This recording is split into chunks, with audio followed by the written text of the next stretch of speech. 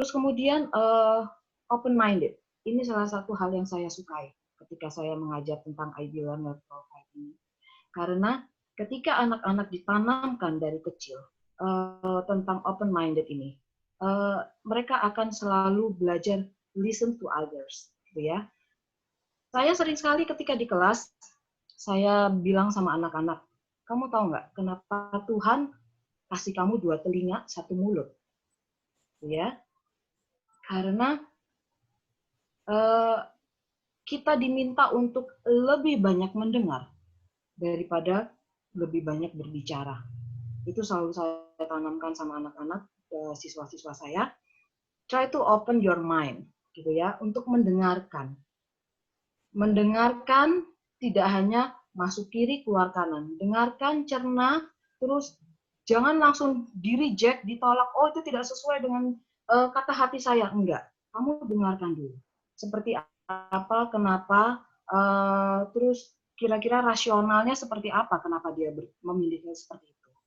And then next adalah communicators. Kita harus bisa share ideas. Mereka diajarkan dari kecil kita harus bisa share ideas dengan tidak menyakiti orang lain. Dengan cara manis. Manusia ditakdirkan untuk menyukai, kata-kata yang manis. Gitu ya. Hal yang tidak sesuai dengan hati kita, ketika disampaikan dengan cara yang baik, dengan cara yang lembut, cara yang manis, itu pun pasti akan masuk dalam benak kita nantinya. And then inquirers. Anak-anak diminta untuk bertanyalah. Kamu tidak tahu itu bertanya. Kita juga punya kan prinsip ini di Indonesia, malu bertanya sesat di jalan. Gitu ya. Nah, itu yang kami tanamkan juga sama anak-anak.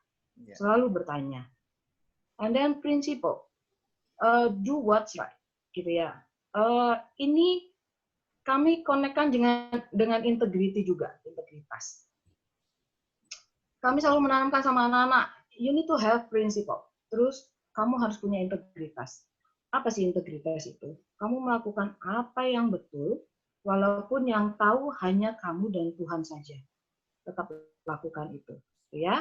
And then balance, care for myself. Seperti yang kita tahu, bahwa banyak sekali orang juga yang merasa bahwa saya mementingkan kepentingan orang lain dulu. No. Kami mengajarkan kepada anak-anak mulai dari mereka kecil. You need to be balanced. Gitu ya. Kamu care sama orang lain. Tapi gimana caranya kamu bisa care sama orang lain kalau kamu tidak care dengan dirimu dulu. Gitu ya. Next, after you balance and care for yourself, kamu harus caring, be kind, kasihilah yang lain. Nah, yang ke-10 profiles ini, semua saling berkoneksi, saling terhubung, sehingga menghasilkan, kalau kita lihat satu persatu, menghasilkan pemimpin-pemimpin yang baik untuk masa depan. Sekali lagi, IB Learner Profile ini memang profile yang ada di kurikulum IB, International Baccalaureate. Tapi semua ini ada di Indonesia juga, kurikulum Indonesia juga ada. Ya. Nah, kemudian kalau tadi saya balikkan lagi, jadi leadership ini dilahirkan atau dibentuk. Mungkin next Pak Medwin. Ada beberapa teori tentang asal-usul kepemimpinan atau leadership. Ada yang bilang teori genetis. Ya, memang pemimpin itu dilahirkan, bukan dibentuk. Dari pandangan teori ini, seseorang dapat menjadi pemimpin karena faktor keturunan atau memang dilahirkan karena memiliki bakat kepemimpinan. Contohnya kalau misalnya dalam sebuah kerajaan, mereka terlahir dari turunan kerajaan, otomatis memiliki genetis sebagai pemimpin, gitu ya. Mereka memiliki kepemimpinan. Kemudian ada lagi teori sosial. Menurut teori ini pemimpin adalah seseorang yang dibentuk dan bukan dilahirkan. Artinya, kalau misalnya, artinya semua orang itu memang pada dasarnya punya bakat menjadi pemimpin, gitu ya. Terus tinggal nanti ke depannya gimana caranya mereka membangun kepemimpinan mereka ini. Tuh. Terus kemudian yang terakhir teori ekologis. Menurut teori ini pemimpin yang baik adalah yang dilahirkan dan telah memiliki bakat kepemimpinan dan mengasah bakatnya itu melalui pendidikan, latihan, dan pengalaman yang memungkinkan untuk mengembangkan bakatnya tersebut. Sekali lagi, kalau saya sendiri, saya pribadi, seperti yang dikatakan oleh Pak Netwin, bahwa saya adalah seorang praktisi, gitu ya, bukan berdasarkan teori-teori asal. Justru dari awal saya nggak ngerti tentang teori-teori kepemimpinan ini. Nah, kalau menurut saya setiap orang itu memang memiliki jiwa kepemimpinan, pastinya. Setiap orang pasti memiliki jiwa kepemimpinan. Kalau misalnya Anda memandang dengan sederhana aja, para pria, next-nya Anda semua akan menjadi pemimpin dalam keluarga. Jadi yang wanita tidak menjadi pemimpin, salah. Wanita pun jadi pemimpin. Itu ketika suami kita sedang mencari nafkah di luar, siapa yang akan memimpin atau mengasuh anak-anak di rumah? Terus keuangan, kita pun manajerial keuangan untuk rumah. Kita jadi pemimpin juga. Jadi saya bilang bahwa kepemimpinan bagi saya semua orang punya. Semua orang punya. Jadi kalau saya menuruti teori ekologis ini, semua punya bakat pemimpin dari lahirnya, tinggal next-nya ke depannya gimana caranya kita mengembangkan, mengasah kepemimpinan itu. Sederhananya lagi adalah gini, saya mungkin baru 10 tahun jadi guru. Mungkin baru 10 tahun saya berkecimpung di dunia pendidikan ini. Saya sangat mencintai anak-anak yang ketika orang bilang nakal. Saya sangat mencintai anak-anak yang dibilang orang nakal. Itu tantangan nggak buat saya? Lebih menjadi sebenarnya kalau boleh jujur itu adalah beban. Tapi ketika saya melihat anak-anak yang dibilang nakal ini, tanda kutip ya, karena saya tidak pernah melihat anak-anak itu sebenarnya nakal, enggak. Mereka hanya kepo yang berlebihan. Nah, ketika anak-anak yang katanya nakal ini semua sudah nyerah, semua nyerah. Saya hanya melihat bahwa, wow, mereka itu adalah leadership yang paling hebat bagi saya. Kenapa? Mereka bisa bikin rusuh satu kelas loh, hanya dengan satu anak. Mau anak 30, mau anak 20, itu dia bisa bikin rusuh satu kelas gitu. Bayangkan, tadi seperti yang dikatakan Saudara Adi bahwa seorang pemimpin adalah seorang yang bisa mengajak seseorang atau banyak orang untuk mengikuti keinginan dia.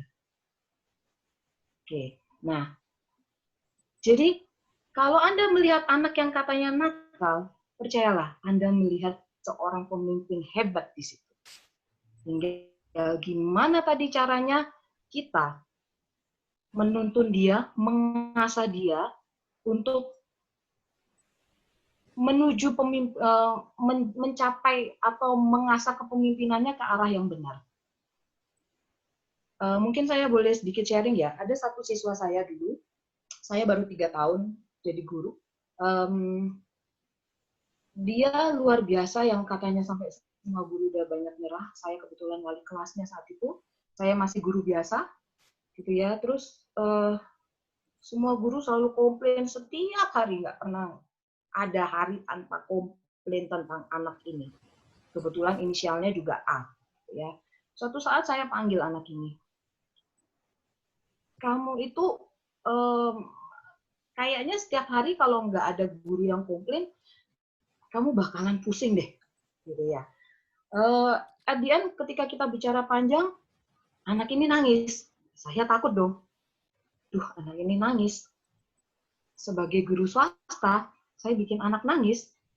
Itu suatu beban yang sangat luar biasa, gitu ya. Nah, kemudian saya tinggalkan sekolah itu. 1 tahun kemudian saya tinggalkan sekolah itu. 3 tahun kemudian dia panggil saya. Saya mau ketemu Miss. Wah, kenapa ini gitu? Saya cuma bingung, kenapa ini? ketika dia panggil saya, dia bilang, terima kasih karena waktu itu Miss Hana udah percaya sama saya. Miss Hana percaya bahwa saya bisa jadi pemimpin yang hebat. Dan akhirnya teman-temannya ketika sedang menyelesaikan kuliah, dia sudah menjadi manajer di sebuah perusahaan. Bahkan salah satu wali murid saya waktu itu menjadi anak buahnya dia. Jadi sekali lagi, jangan pernah meremehkan jiwa kepemimpinan yang ada di dalam diri Anda sekalian. Gitu ya. Mungkin next lagi, Pak Netwin. Oke. Ini hal teoritis banget dan kita semua sudah tahu hal-hal yang harus dimiliki oleh seorang pemimpin. Satu adalah harus bisa memotivasi diri. Saya yakin di sini banyak pemimpin-pemimpin hebat yang makanya tadi ketika Pak Netwin bilang beberapa adalah mahasiswa saya, what? Beberapa? Dan sisanya adalah yang dia sebutkan, wow, saya bilang, saya langsung ciut saat itu juga, wow, kayaknya justru saya yang harusnya dapat sharing ini. Oke? Hal-hal yang harus dimiliki oleh seorang pemimpin adalah, satu, memotivasi dirinya. Karena semakin tinggi kita, seperti yang diibaratkan dengan padi, semakin matang padinya akan semakin berat. Ya. Nah, atau semakin tinggi kita naik ke pohon, ya, naik ke atas pohon, itu akan anginnya semakin tinggi, tekanan anginnya akan semakin tinggi, gitu ya. Semakin tinggi posisi kita, pasti beban yang kita terima itu sangat berat. Percayalah, waktu akan berkurang untuk diri sendiri. Terus bahkan kadang permasalahan keluarga kita taruh di nomor keberapa ya Pak Netwin ya. Pak Netwin ini salah satu laupan juga ini, gitu ya, bukan hanya dosen. Jadi ketika kita memiliki beban yang sangat berat, kita yang nomor satu harus punya motivasi diri sendiri bahwa you can do it, gitu. Dan kamu harus bisa memanage waktu nomor satu. Kemudian kemampuan berbicara di muka umum. Percayalah, apa yang Anda lihat di saya, gitu ya. Orang pertama kali melihat terus bertanya, ngajar apa? Ngajar math, ngajar apa? Ngajar fisika. Orang langsung akan lihat, wah, pasti galak nih. Serius, saya memang galak. Gitu ya. Jadi, kalau dibilang kemampuan berbicara di muka umum, learning by doing. Pertama kali saya memiliki posisi menjadi wakil kepala sekolah. Waktu itu saya dipercaya menjadi wakasek kesiswaan. Itu karena saya galak. Beneran, itu karena saya galak. Jadi ketika anak yang bermasalah dengan guru, mereka akan langsung bilang, go to Miss Hana. Itu mereka masuk ruangan saya aja sudah nggak berani ngeliat. Ya. And then awalnya saya senang, jujur, itu salah. Saya senang ketika orang takut sama saya. Next, saya belajar, itu sangat-sangat salah. Kemampuan berbicara di muka umum bukan berarti ketika orang takut sama kita, itu kita berhasil. Enggak. Ini sangat penting, kemampuan berbicara di muka umum. Ya, seorang pemimpin harus bisa menutupi ekspresinya. Wah, palsu dong. Enggak. Bukan. Dulu saya menyangka begitu. Wah, palsu dong ini. Enggak, bukan. Jadi, Anda harus menutupi apa yang sedang ada di dalam hati Anda. Balik lagi, karena kita punya kemampuan atau kita punya open-minded itu tadi. Kita nggak suka sama orang itu, kita harus lihat. Kenapa ya? Rasionalnya dia apa? Ada apa di baliknya? Itulah open-minded yang saya pelajari. Sehingga itu berpengaruh di kemampuan berbicara di muka umum ini. Ketika Anda tidak ngejudge orang, itu saat itu juga kita bisa merubah ekspresi kita sehingga kita bisa mencari-cari lagi kenapa ya dia begitu, kenapa ya dia begitu ya. Pasti ada sesuatu itu. Ya. Terus kemudian pemahaman teknik atau alat kendali mutu. Seorang pemimpin kalau tidak bisa melihat apa yang bisa mengendalikan mutu proyek yang sedang dikerjakannya, wah itu kita harus benar-benar merefleksi diri kita lebih dalam lagi.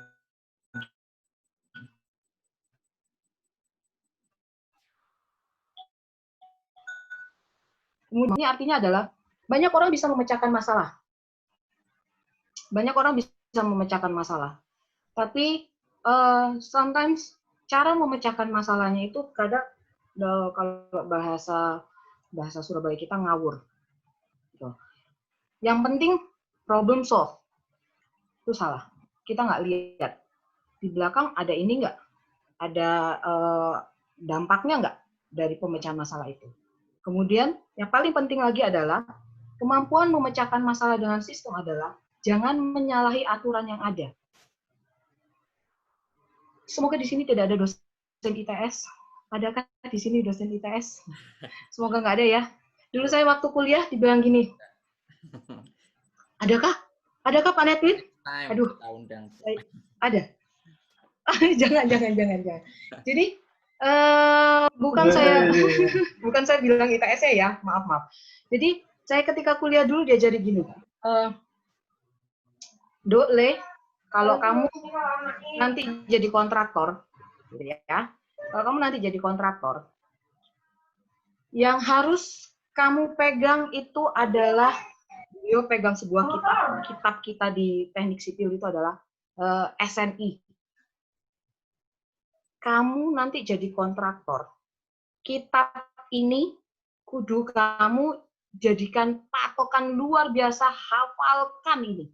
Jangan sampai kamu membuat sebuah bangunan, membuat jalan, membuat jembatan, membuat apapun itu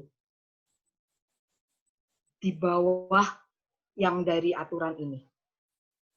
Karena kamu berhubungan dengan nyawa. Gitu ya. Nah, kita bisa memecahkan masalah dengan banyak cara. Tapi ingat, kalau tadi teknik sipil itu dengan SNI. Tapi kita dikelilingi banyak sekali peraturan. Ingatlah ketika memecahkan masalah, Anda jangan sampai menyalahi aturan yang ada. Karena satu, yang dirugikan itu bukan hanya Anda saja, tapi banyak di sekeliling Anda yang akan terugikan. Masalah satu terpecahkan, muncul 1000 masalah lainnya di belakang. Gitu ya. Dan transfer pengetahuan kepada bawahan. Ini, percayalah Bapak Ibu, ini bukan hal yang gampang.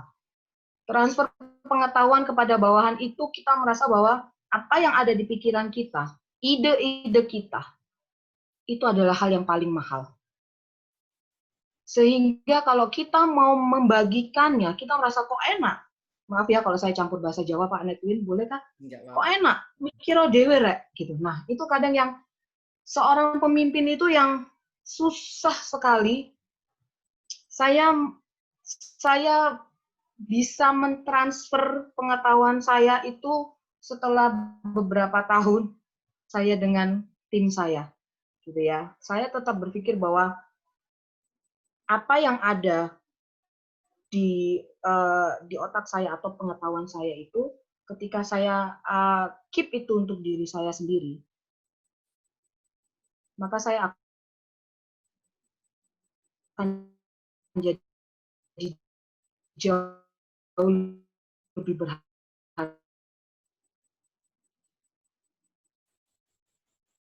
daripada yang lain. Saat itu yang saya pikir. Maka susah. Kemudian memotivasi bawahan. Memotivasi bawahan itu gampang-gampang susah. Ketika mereka sangat drop, posisi kita juga lagi drop, itu sangat susah sekali untuk mengangkat, ya. Apalagi kalau kita tidak bisa kontrol emosi, itu bisa ikut ketarik turun kita semua jatuh sama-sama ke dalam jurang. Oke, jadi memotivasi bawahan itu, kalau yang saya lakukan adalah biasanya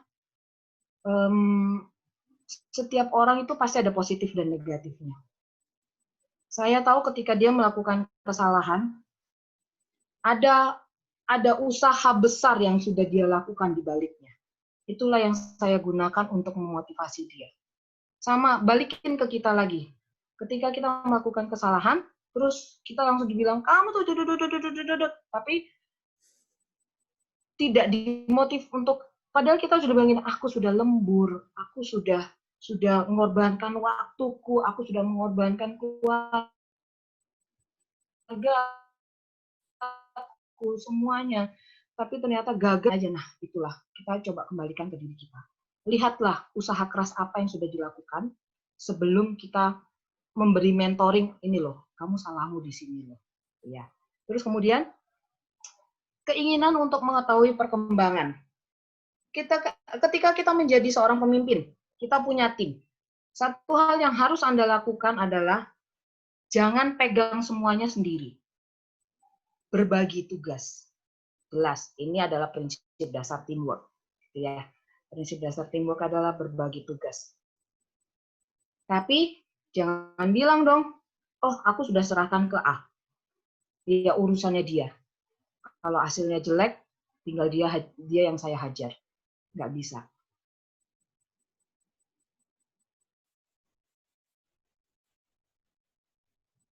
Tetap kita harus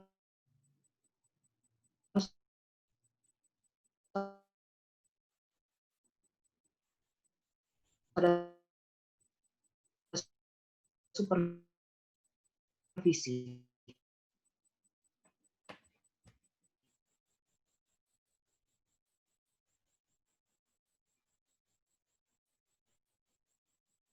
Kita lihat gimana.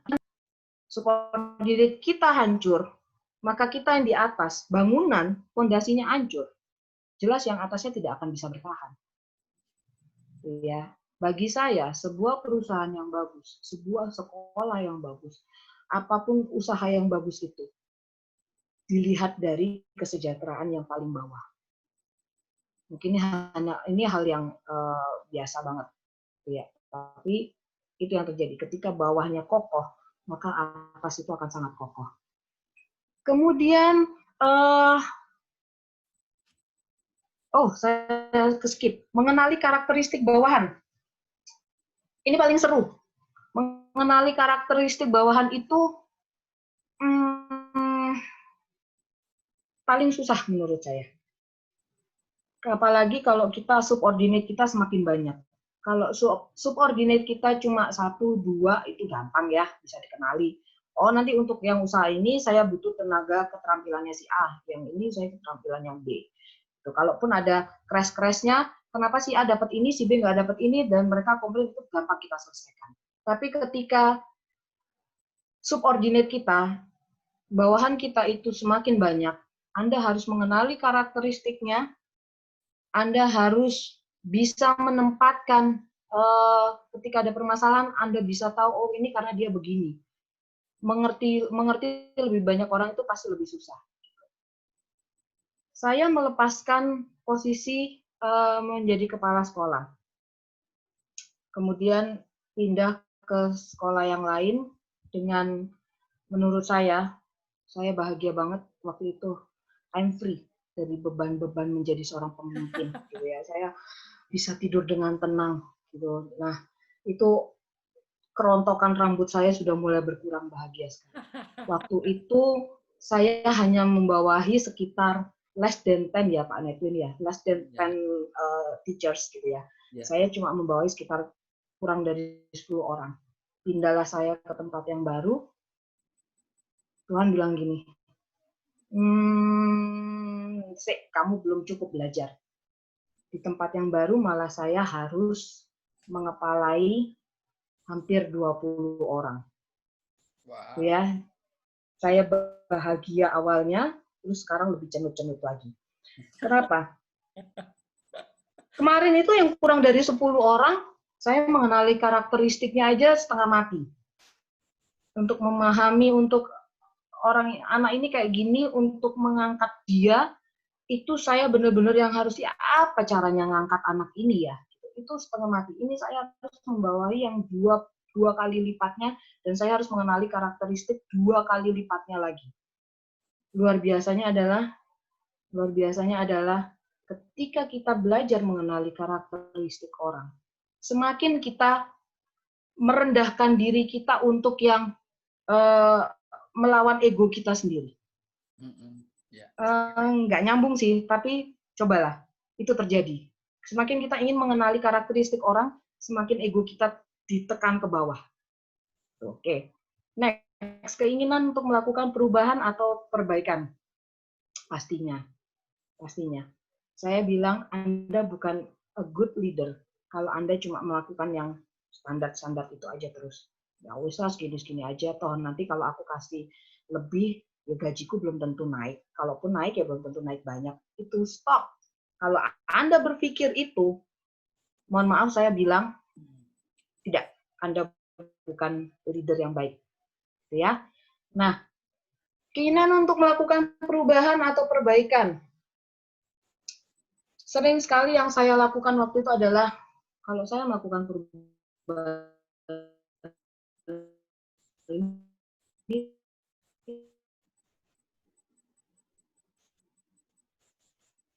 untuk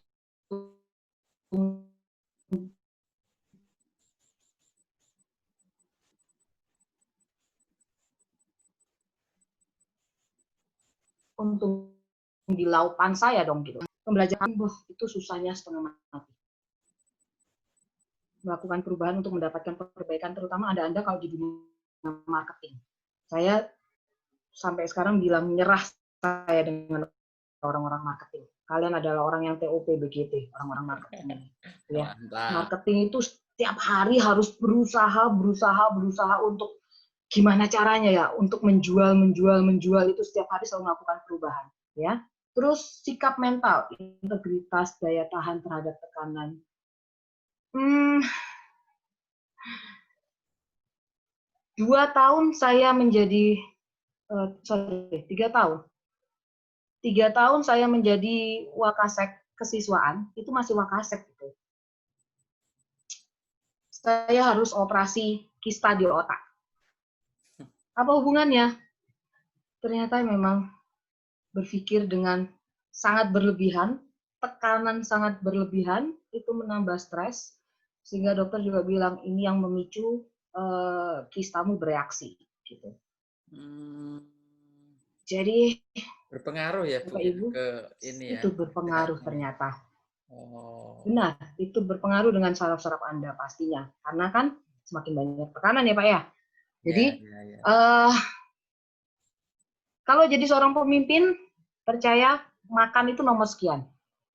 Makan itu nomor sekian, tidur itu nggak akan nyenyak. Apalagi kalau kita sudah workaholic. Workaholic itu kita dapat libur sehari itu setengah mati kita mikir kerjaan. Nggak akan berasa itu namanya liburan. Ya. Terus, jadi ketika Anda menjadi seorang pemimpin, ingat tadi salah satu IB Learner Profile adalah balance. Love yourself, care with yourself, gitu ya. Jangan sampai melupakan kesehatan. Rugi. Kita punya banyak, tapi ternyata ketika saya dihadapkan di meja operasi yang katanya sedikit lagi, itu dokter salah. Kesenggol dikit aja tangannya, kamu akan lumpuh selamanya.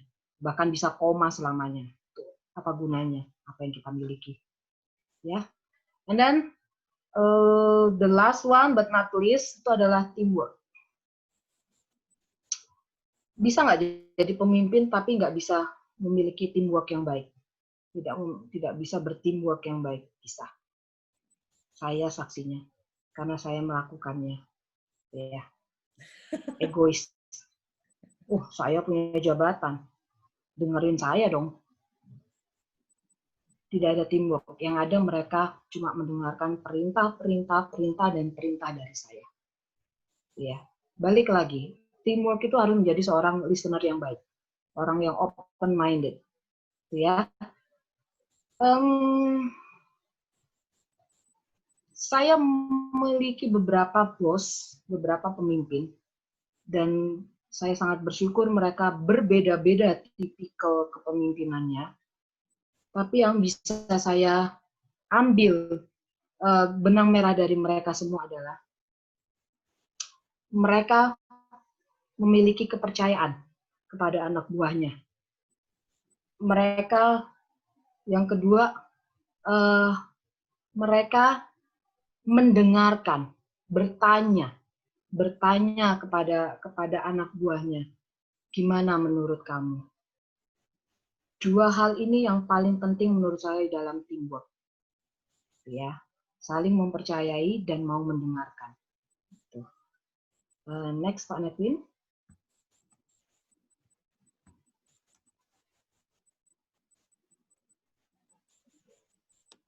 Oke, ini juga kita semua sudah tahu ya, tugas pemimpin mengantarkan atau mengarahkan. Mengantarkan atau mengarahkan ini saya sempat pernah bilang sama rekan saya, kamu tahu saya baru tahu ternyata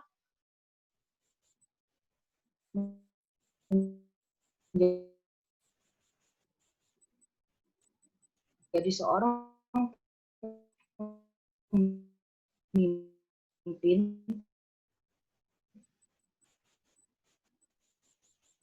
itu bukan mencari followers, tapi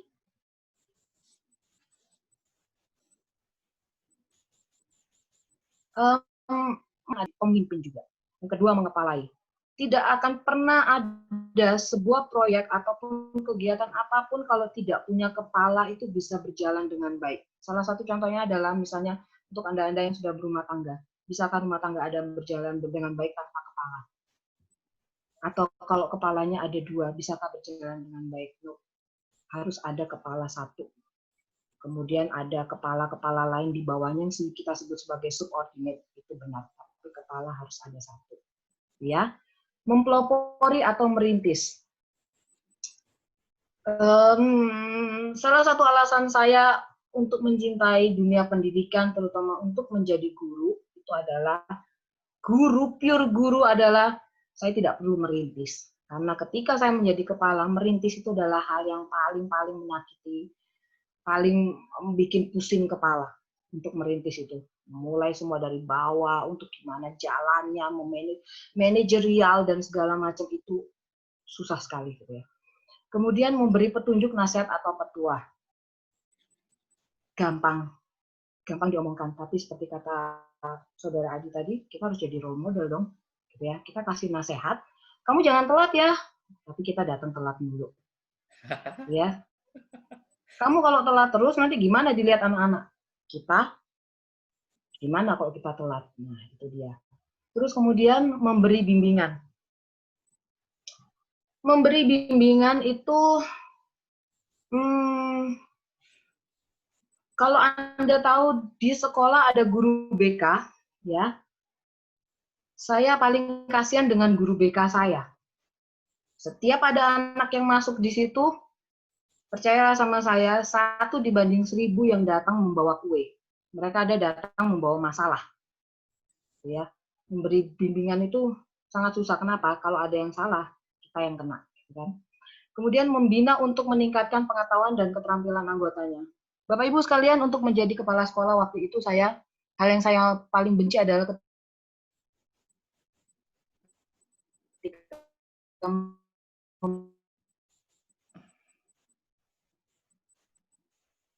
memanggil guru saya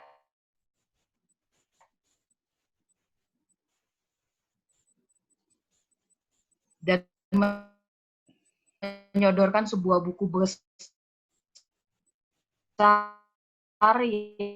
yang kita salah mengucapkan, salah menunjukkan ataupun tidak memiliki bukti-bukti, mereka akan bisa menyerang kita kembali, gitu ya. Padahal tujuan kita adalah untuk, ayo, ini loh kesalahanmu sebelum kamu dapat kesalahan yang lebih fatal lagi.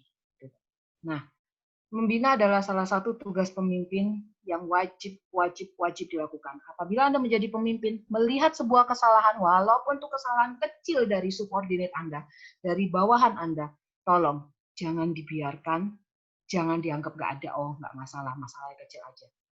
Jangan. Itu Anda harus mengatakan padanya, menyampaikan kesalahannya. Kenapa? memberi pembelajaran terutama dari kesalahan itu biasanya paling mengena untuk kita. Terus kemudian yang terakhir adalah tugas pemimpin adalah menggerakkan.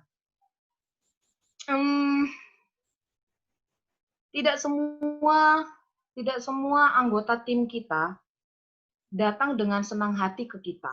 Maksudnya menjadi anggota tim kita itu dengan senang hati. Oh, ya, saya mau jadi anggota timmu karena kamu begini. Enggak. Kadangkala kita tidak bisa memilih situasi dan kondisi di mana kita ditempatkan. Bukan kadangkala, itu seringkali. Itu bahkan saya bisa bilang saya sangat tidak bisa memastikan di mana saya ditempatkan. Saya tidak bisa memilih di mana saya ditempatkan. Tapi yang bisa kita pilih, yang kita harus memilih bagaimana caranya kita mengendalikan kondisi. Itu kita bisa memilihnya.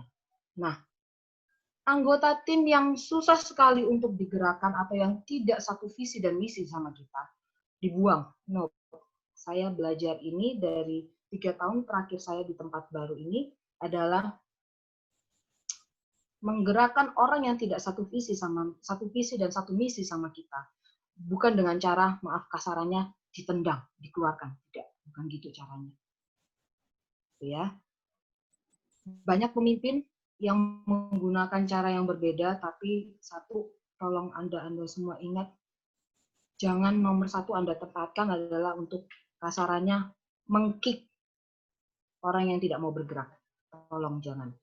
Ya. Sesusah-susahnya berusahalah. Oke. Next, Pak Netwin.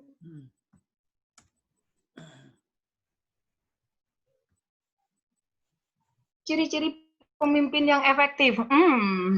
Nomor 1, memancarkan energi yang positif. Wah. Kalau Anda lihat dosen Anda ini, Bapak Netwin, tahu betapa strugglingnya saya untuk memancarkan energi yang positif ya Pak Netwin ya. Itu pembelajaran yang luar biasa lama, saudara, untuk saya belajar memancarkan energi yang positif. Ya. Saking ketakutannya saya melihat jauh ke depan. Gitu ya. Saya berusaha untuk melihat jauh ke depan. Ini nanti gimana. Saya nggak akan menyalahkan orang teknik, tapi saya sendiri pribadi, itu karena saya ketika belajar di teknik, kalau kamu melakukan perhitungan yang kayak gini, yang terjadi adalah nanti konstruksi ini akan begini, kena itu, ambrul. Gitu ya.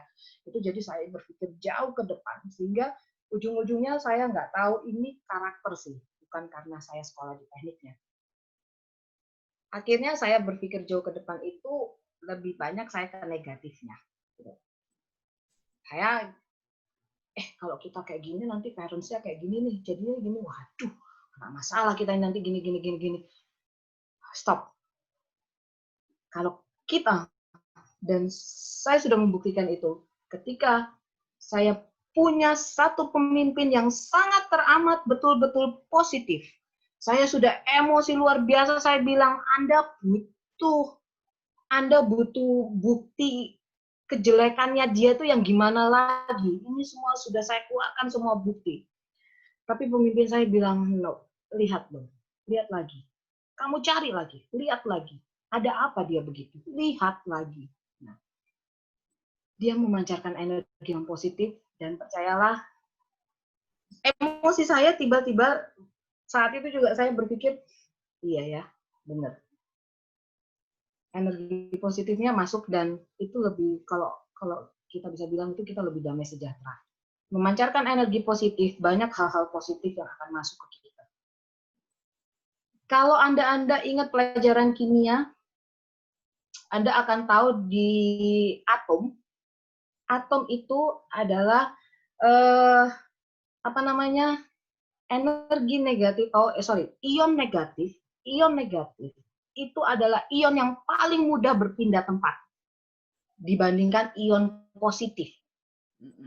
Jadi ketika Anda memancarkan energi negatif, maka sangat-sangat mudah anggota Anda akan menyerap energi negatif itu. Ya, jadi Anda sebagai pimpinan yang akan dilihat pertama kali, yang disanjung oleh anak buah, keluarkanlah energi positif itu. Oke. Kemudian memiliki sifat proaktif atau tidak mudah menyalahkan orang lain. Manusiawi banget, ada yang salah. Makanya kemarin saya bilang apa?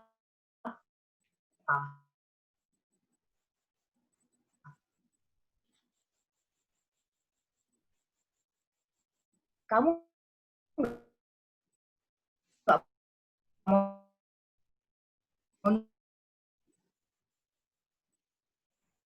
nurut. Nah, itu gampang banget kita ngomong.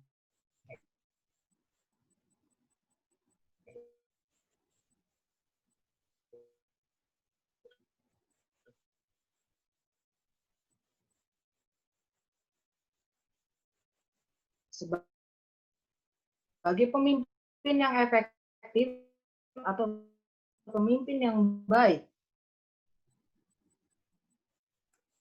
berusaha untuk memiliki sifat kesehatan rohani kita adalah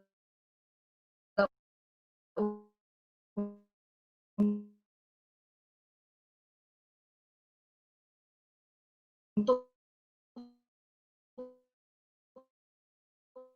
membuat kita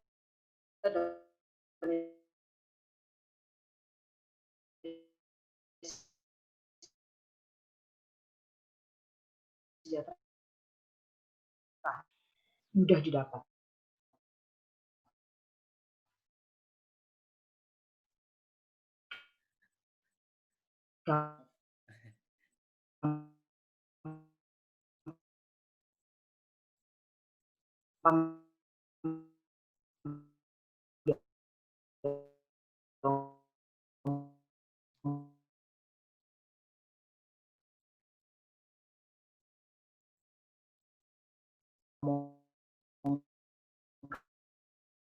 Saya enggak mau melihat gender, tapi seringkali terjadi adalah kita lihat, wah ini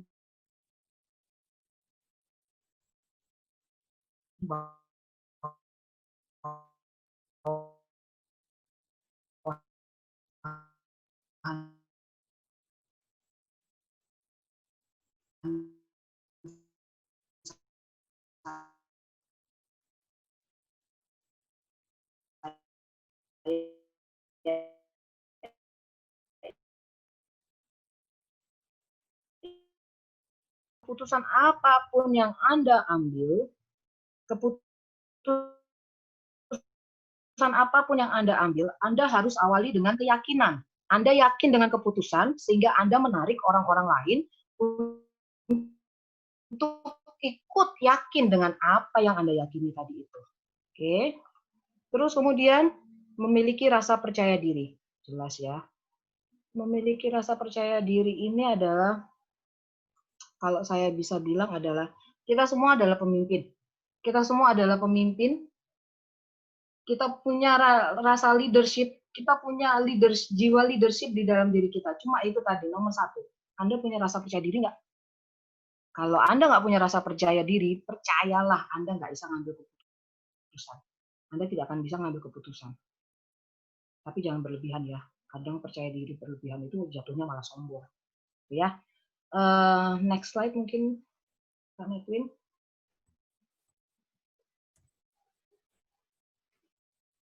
Yes. Ini agak panjang, banyak sekali tulisannya. Oke, model atau gaya kepemimpinan. Ada otoriter, ada laissez-faire, ada demokratis, situasional. Coba kita baca, terus coba terapkan dalam diri kita sendiri, coba ditanyakan dalam hati kita sendiri. Ingat ya, kita semua adalah orang yang memiliki jiwa leadership. Anda ini, kita semua ini adalah pemimpin. Percayalah, Anda ini pemimpin. Nah, tinggal dilihat, Anda yang mana? Anda yang mana? Terus kalau misalnya Anda lihat bahwa aku yang ini ternyata, jujur, aku yang ini ternyata. Tapi aku suka kalau punya bos yang seperti ini. Yuk mulai berubah menjadi seperti itu. Oke, otoriter. Jelas, adalah gaya pemimpin yang otokritik, artinya sangat memaksakan dan mendesak kekuasaannya kepada bawahan. Kalau bisa bahasa Jakarta, saya akan bilang ini gua banget, gitu ya. Gua banget dulu. Saya adalah orang yang otoriter. Saya bahagia ketika melihat orang takut dengan saya. Bahagia luar biasa buat saya itu. Ya. Kemudian laissez-faire itu tadi adalah pemimpin yang memberikan kebebasan kepada bawahannya. Menyenangkan punya pimpinan seperti ini. Saya pernah, tapi sometimes bagusnya adalah kita bisa berekspresi. Sebagai bawahan kita bisa berekspresi, menunjukkan ekspresi kita, kreativitas kita dengan bebas. Tapi akhirnya kita nggak punya batasan, kita nggak tahu sampai mana sih kita melambung tinggi sekali, akhirnya kejedut. Jadi positif dan negatifnya. Demokratis adalah pemimpin yang bersikap tengah antara memaksakan kehendak dan memberi kelonggaran kepada bawahan. Situasional, pemimpin yang bersikap melihat kepada situasinya kapan harus bersikap memaksa dan kapan harus moderat, serta pada situasi apa pemimpin harus memberi kebebasan kepada bawahan. Fleksibel. Situasional ini yang fleksibel. Next, Pak Edwin.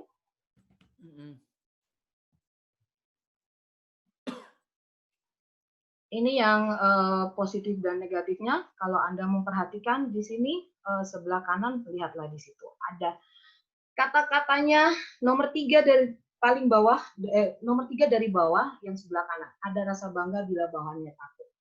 Trust me, saya sudah merasakan itu. Dan saat itu saya benar-benar bahagia. Ketika orang takut sama saya akan membuat yang lain juga merasa takut sama saya. Akhirnya mereka membangun benteng kepada saya. Bawahnya lagi, tidak suka bawahannya maju dan berkembang. Itu saya rasakan. Balik lagi, tidak men-sharing knowledge saya. Sehingga saya tidak mau bawahan saya berkembang. Saya rasakan itu. Saya benar merasakan itu. Terus next, ini semua yang disebutkan gaya-gaya otoriter itu, saya mengalami semua. Next, Pak, itu masa lalu kita lupakan saja. Kemudian, untuk yang gaya kepemimpinan laissez-faire ini, pemimpin bersikap pasif. Ada nggak? Ada. Anda mungkin juga merasakan ada pemimpin yang bersikap pasif. Kalau Anda masih kuliah, yang belum bekerja, Anda bisa lihat dari dosen-dosen Anda juga, ada kan yang bersikap pasif. Dosen-dosen Anda adalah pemimpin Anda. Kan? Nah,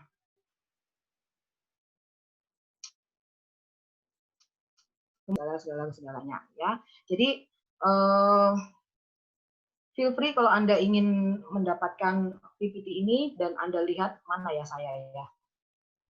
Please kalau Anda bersikap jujur dan merasa bahwa ini gua banget, ganti semuanya itu. Jangan hilangkan itu, gitu ya. Kemudian ciri-ciri gaya kepemimpinan demokratis, adil, bijaksana, memiliki rasa tenggang rasa, suka bermusyawarah dan segala macamnya. Anda bisa lihat sendiri. Oke, nanti bisa dibaca mungkin semua yang bagus-bagus ada di sini kayaknya. Tapi itu paling susah. Kemudian untuk yang ciri-ciri kepemimpinan situasional, supel luas, berwawasan luas, mempunyai tujuan jelas, bersikap terbuka, dan yang lain yang mengutamakan kepentingan bersama, mempunyai ketegasan dalam situasi dan kondisi tertentu. Saya sudah mengalami semua tipe kepemimpinan ini dari pemimpin-pemimpin saya. Kalau dari saya sendiri, saya cuma yang sudah saya alami semua itu ada yang otoriter. Yang lainnya saya sedang belajar untuk merubahnya. Ya. Nah, balik lagi ketika Anda nanti membaca ini semua, tolong rasakan Anda lebih suka pemimpin yang mana sih? Belajarlah untuk menjadi seperti itu. Sekarang tentang boss versus leader. Kita sudah banyak yang tahu ini, udah umum banget ini ya. Bos itu menggunakan orang-orangnya atau followers-nya. Kalau leader pasti untuk membangun followers-nya. Oke, next Pak. Kita pasti tahu banget. The difference between a boss and a leader. Kalau bos itu uh, mengontrol employees-nya, pegawainya, karyawannya. Dia yang bilang ke kiri, kiri, kanan, kanan, lurus. Pokoknya kalau aku nggak bilang kamu ke kiri, jangan kamu ke kiri. Kamu ke kiri, aku bilang ke kanan, ya udah, bye-bye. Kan? Terus kalau yang leader, dia mengcoaching, dia mengarahkan. Kalau mengarahkan bilang, kalau kamu ke kiri jadinya begini loh, ke kanan kamu jadinya begini loh. Terserah kamu mau pilih yang mana. Kan? Tapi terus kalau yang bos, depends on authority. Jadi tergantung dari kekuasaannya. Kalau ini, kalau yang leader itu tergantung dari niat baik. Jelas, kalau kita mau membimbing, kita harus punya niat baik dulu. Oke, terus seperti ini tadi, bos itu inspire fear, jadi harus takut. Terus kalau leader itu akan membangun antusias bawahannya. Next, ini yang paling banget adalah a boss always say I say like this, saya bilang begini, saya bilang begitu, saya egosentris. Kalau yang leader itu selalu bilang, kita enaknya begini ya, kita enaknya bagaimana ya, kita, karena kalau yang diuntungkan saya, kalau kita keuntungan untuk bersama pastinya. Terus boss please blame for the breakdown. Seperti yang tadi saya bilang, seorang bos itu pasti akan salahmu beresin sendiri. Tapi kalau leader, dia akan menyelesaikan permasalahan dulu. Ya, tetap harus dibina. And then for a boss knows how it's done. Terus kalau leader itu shows it's done. Kalau misalnya saya bahasa pendidikan adalah seorang bos itu melihat hasil, seorang leader itu melihat gimana prosesnya. Kalau yang bos itu menggunakan followers, kalau yang leader itu tadi membangun followersnya. Terus kemudian bos itu mencari atau takes credit itu mencari keuntungan, kalau leader itu memberikan keuntungan, membagikan keuntungan. Kalau yang bos dia memerintah, kalau leader itu meminta tolong. Mungkin agak ke bawah Pak, enggak ya? Ya. Oke, next slide. Nah, ini adalah bentuk yang tadi sama. Next, Pak. The difference between boss and leader. Nah, pertanyaannya adalah, are you a leader? Tapi pertanyaan saya yang paling penting adalah, apakah Anda berani menunjukkan jiwa kepemimpinan Anda? Berat banget. Ya. Kalau Anda bilang, I am a leader, saya berani menunjukkan kepemimpinan saya. Jangan salah, bos. Banyak sekali beban di belakang itu. Jangan salah, Anda akan terasa sangat luar biasa, kehilangan banyak hal untuk, kalau saya sih ya, maaf, ini pendapat saya pribadi, saya kehilangan waktu pribadi saya, kehilangan my me time banyak sekali, terus kehilangan ketika kita nggak bisa menyenangkan banyak orang. Tapi kita kalau Anda mendapatkan posisi sebagai leader, Anda akan selalu berusaha gimana caranya menyenangkan hati banyak orang. Ya. Sampai ada sebuah permasalahan, saya sharing terakhir. Pernah ada sebuah permasalahan hanya karena kata-kata begini. Di grup resmi kita disebutkan, di grup resmi itu banyak orang ketika ulang tahun, oh happy birthday. Bayangkan kalau anggotanya 60 people gitu ya, 60 orang.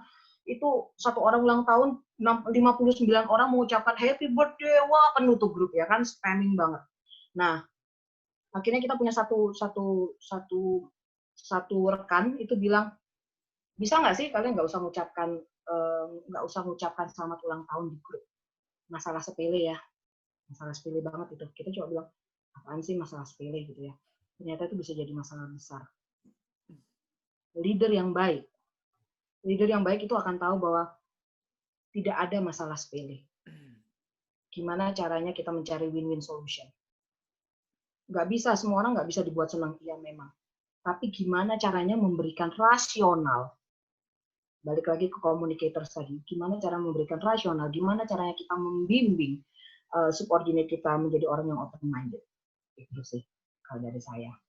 So, be ready, Anda semua seorang leader. Tunjukkan yuk. Seru loh menjadi seorang leader. Ya, itu aja dari saya. Mungkin saya kembalikan Pak Netwin. Ya, luar biasa. Begitulah, demikian apa yang menjadi sesi awal ya diskusi kita malam hari ini, sudah dijelaskan dengan begitu gamblang dan luar biasa oleh Ibu Hana. Saya pribadi belajar banyak dari Bu Hana untuk menjadi leader ya. Kadang leader di tim sepak bola RT saya, kadang di tim banyak ya. Nah, mungkin berikutnya adalah sesi tanya jawab dengan peserta begitu. Mungkin yang koneksi saya jelek. Iya, Maaf ya. nggak apa-apa. Silahkan peserta yang mau bertanya bisa langsung unmute. Bu Hana siap menjawab pertanyaan apapun. Nah, Semoga. bisa dari mahasiswa, bisa dari rekan-rekan profesional yang malam hari ini hadir juga. Silahkan. Kalau ada yang mau sharing, saya lebih bahagia. Ya, boleh. Silahkan, Bapak Ibu. Atau mungkin sambil menunggu penanya, mungkin saya akan sedikit bertanya untuk mewakili beberapa rekan tadi.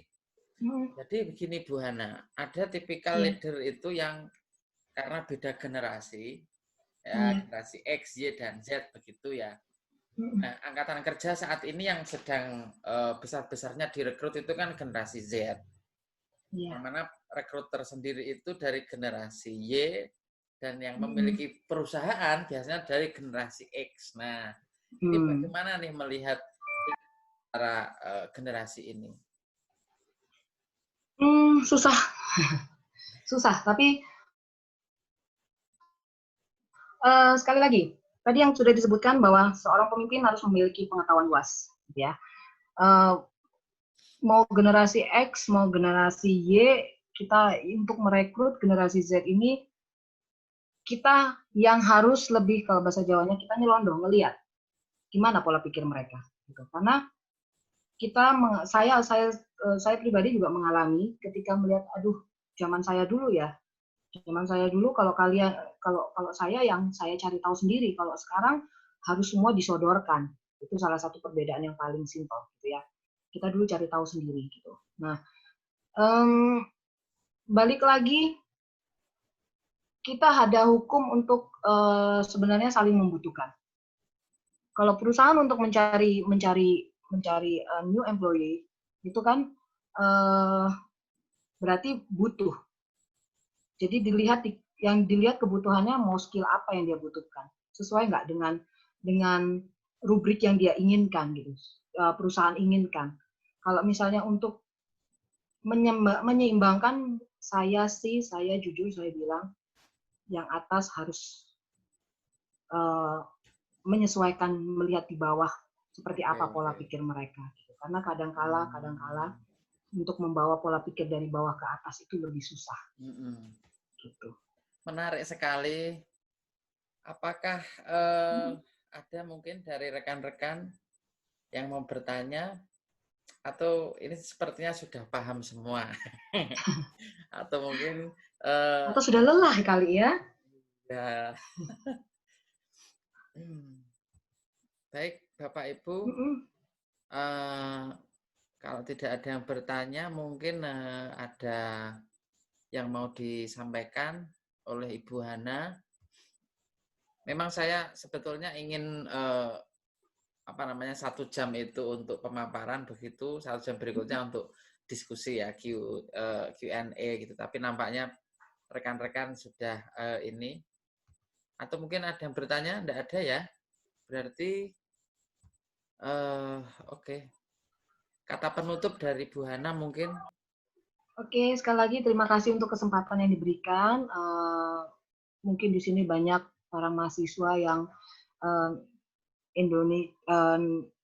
pemimpin-pemimpin Indonesia di masa depannya.